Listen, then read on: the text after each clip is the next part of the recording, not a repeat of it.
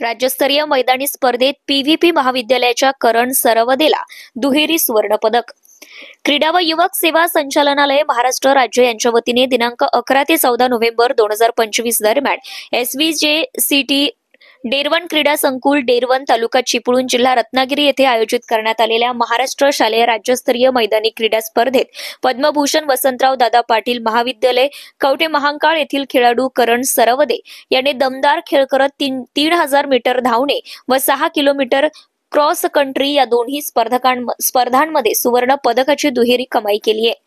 करणच्या या उल्लेखनीय यशामुळे त्याची हिमाचल प्रदेश येथे होणाऱ्या राष्ट्रीय मैदानी स्पर्धेसाठी निवड झाली आहे। एकाच स्पर्धेत दुहेरी सुवर्ण पदक मिळवून राष्ट्रीय स्तरावर प्रवेश मिळवल्याने करण सरवदेचं सर्वत्र कौतुक होत आहे।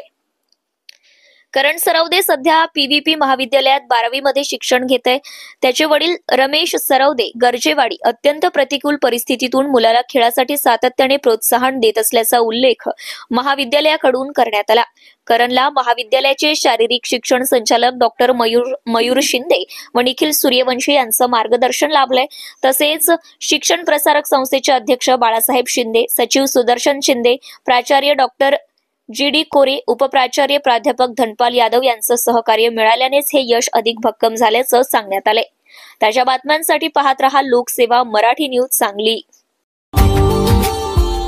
Subscribe now and press the bell icon. Never miss an update.